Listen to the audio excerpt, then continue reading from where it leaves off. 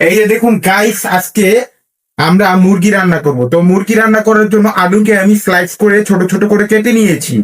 এই যে আলু এইভাবে কেটে নেবেন আপনারা। তারপর এই যে দেখেন মুরগির মাংসটাকে ভালো মতো মশলা মাখিয়ে নিয়েছি, এটাকে এখন তেলে ভেজে নিব।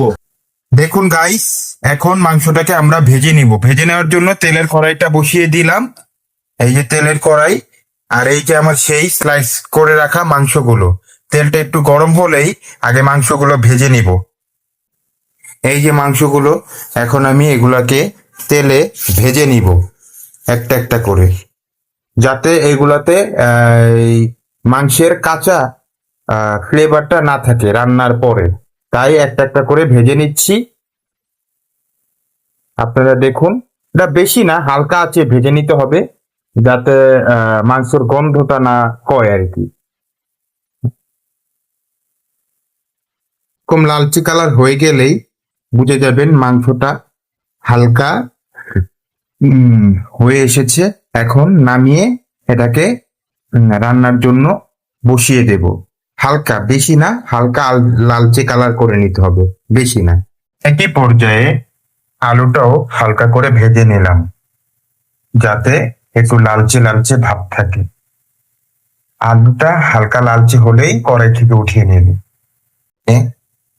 পেঁয়াজ গুলো দিয়ে দিব, যেহেতু আমার মশলাগুলো গরম হয়ে গিয়েছে তাই পেঁয়াজগুলো দিয়ে দিলাম এর ভিতরে।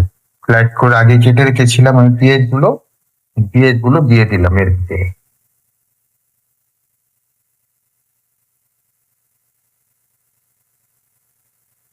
পেঁয়াজগুলো দিয়ে দিলাম এর ভিতরে।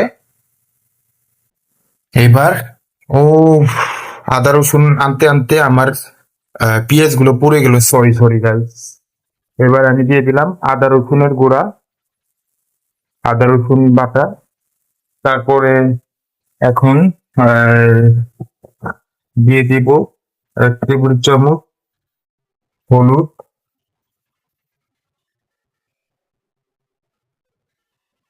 তারপর দিয়ে দিব একটু মরিচ। সরি গাইস, আসলে দেরি হয়ে গেছে। মরিচের গুঁড়া,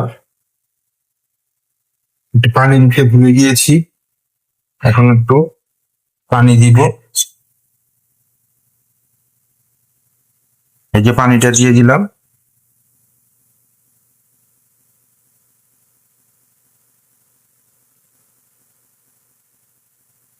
এই যে এখন ভালোভাবে নেড়ে নিব পানিটা দেওয়া শেষ হলে।